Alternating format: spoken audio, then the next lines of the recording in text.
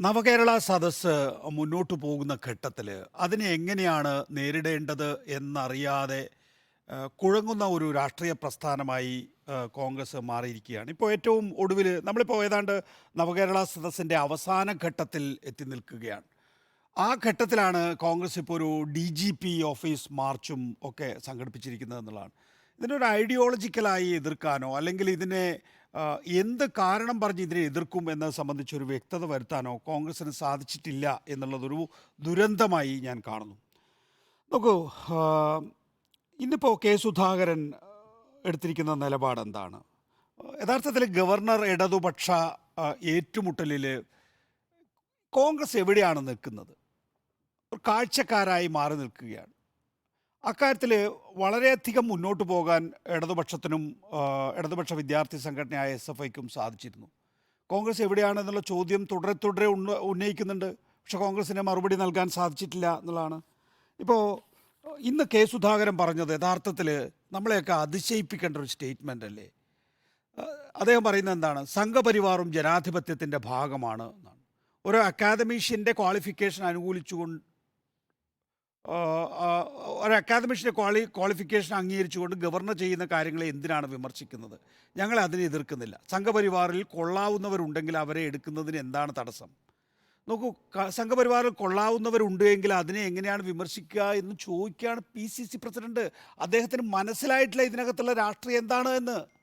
അദ്ദേഹത്തിൻ്റെ തന്നെ AICC നേതൃത്വം തുടർച്ചയായി ഈ അക്കാദമിക രംഗത്ത് സംഘപരിവാറിൻ്റെ ഒരു സഫ്രണൈസേഷൻ സംബന്ധിച്ച് വളരെ കൃത്യമായ നിലപാട് തുടർച്ചയായി എടുത്തുകൊണ്ടിരിക്കുന്ന സാഹചര്യത്തിലാണ് PCC അധ്യക്ഷനായ Suധാകരൻ ഇങ്ങനെയൊരു നിലപാട് പറയുന്നത് എന്നുള്ളതാണ്. അപ്പോൾ ഒരു വിഷയത്തിലും ഒരു വ്യക്തതയുമില്ലാത്ത ഒരു PCC അധ്യക്ഷനായിട്ട് Suധാകരൻ മാറിയിരിക്കുന്നു. ഞാൻ തിരിച്ച് പഴയ വിഷയത്തിലേക്ക് തന്നെ വരാം.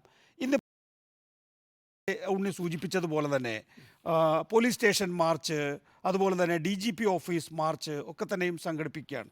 എന്താ മുരളീധരൻ പറഞ്ഞത്? മുരളീധരൻ പ്രസ്താവനകൾക്കുള്ള മൂർച്ച പ്രവൃത്തിയിൽ കാണുന്നില്ല, പാർട്ടി ആക്ഷനിലേക്ക് പോകുന്നില്ല എന്ന പരാതി പ്രവർത്തകർക്കുണ്ട്. ജീവൻ രക്ഷാ പ്രവർത്തനം കോൺഗ്രസ് കുറച്ചുകൂടി ശക്തമാക്കണം എന്നുള്ളതാണ്. അടിക്ക് തിരിച്ചടി കൊടുക്കണം എന്നാണ് നേരിട്ട് മുരളീധരൻ പറയുന്നത്, വ്യത്യസ്തമായ വാക്കുകളിലൂടെ. അത് VD സതീശൻ്റെയും Suധാകരൻ്റെയും ഭാഗത്ത് നമ്മൾ കേട്ടതാണ്.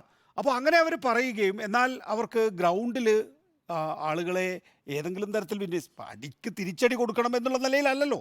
നോക്കൂ, അതിനെതിരെ ഒരു പ്രതിഷേധം ഉയർത്തിക്കൊണ്ടുവരാനെങ്കിലും കോൺഗ്രസിന് സാധിച്ചിട്ടുണ്ടോ? ഇപ്പോൾ ഉദാഹരണത്തിന് നമ്മൾ എരിപുരത്ത് കണ്ടു ചെടിച്ചട്ടി വെച്ച് കോൺഗ്രസ്സുകാരെ തല്ലുന്നത്. പിന്നീട് എറണാകുളത്ത് വെച്ച് കണ്ടു കനാലിലേക്ക് വലിച്ചിടുന്നത്. ആലപ്പുഴയിൽ കണ്ടു മുഖ്യമന്ത്രിയുടെ സുരക്ഷാ ഉദ്യോഗസ്ഥന്മാർ തന്നെ നേരിട്ട് ആക്രമണത്തിന് നേതൃത്വം നൽകുന്നത്. ഇപ്പോൾ കൊല്ലത്ത് ഇന്ന് കുറച്ചുകൂടി അഡ്വാൻറ്റേജ് യൂത്ത് കോൺഗ്രസ് എന്ന് ഞാൻ പറയും. കാരണം അറ്റ്ലീസ്റ്റ് അവരുടെ കയ്യിൽ ഒരു പെപ്പർ സ്പ്രേ എങ്കിലും ഒക്കെ ഉണ്ടായിരുന്നല്ലോ, ഡിവൈഎഫ്ഐക്കാരെ ഭയപ്പെടുത്തുന്നതിന് വേണ്ടി, ഒരു ഒരു ഒരു ഒരു പ്രതിരോധം തീർക്കുന്നതിന് വേണ്ടി. പക്ഷേ അതൊന്നും ഒരു സംസ്ഥാന തലത്തിൽ ഇത്തരം വിഷയങ്ങൾ വരുന്ന സമയത്ത് എന്ത് നിലപാടെടുക്കണം, എങ്ങനെ ഇതിനെ പ്രതിരോധിക്കണം എന്നത് സംബന്ധിച്ച് കോൺഗ്രസ്സിന് ഒരു വ്യക്തതയുമില്ല.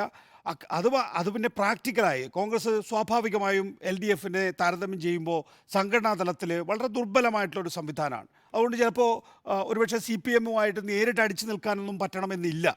പക്ഷേ നയപരമായ കാര്യത്തിൽ വേണ്ടേ?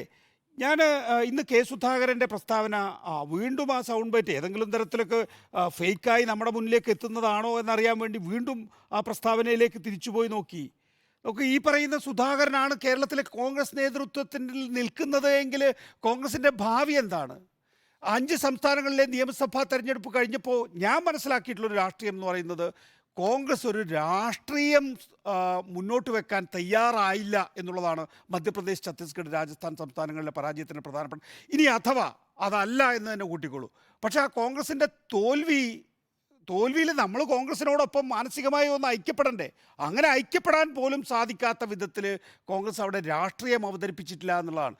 ഡിഫാക്റ്റോ ഹിന്ദു രാഷ്ട്ര എന്ന് കമൽനാഥ് വിളിക്കുന്ന ഒരു രാഷ്ട്രീയത്തിനെയാണോ യഥാർത്ഥത്തിൽ നമ്മൾ ദേശീയ തലത്തിൽ പിന്തുണയ്ക്കേണ്ടത്? ഒരു മുഖ്യ ശക്തിയായിട്ട് കോൺഗ്രസിനെ പിന്തുണയ്ക്കേണ്ടത്? സമാനമായ വിധത്തിലുള്ള നിലപാടല്ലേ ഇപ്പോൾ ഇവിടെ Suധാകരൻ എടുത്തുകൊണ്ടിരിക്കുന്നത്?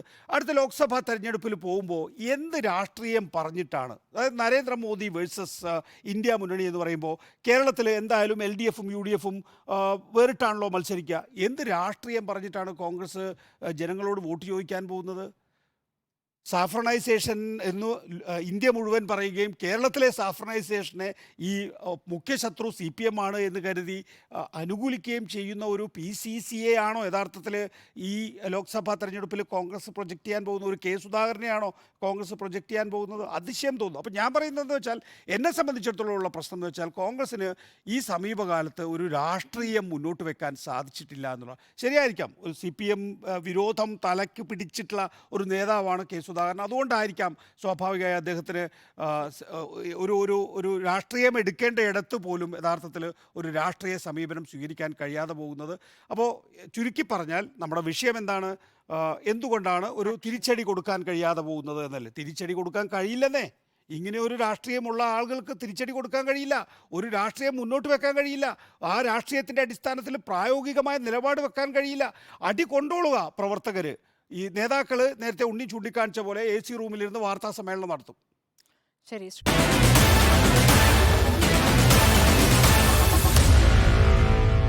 Meet the editors.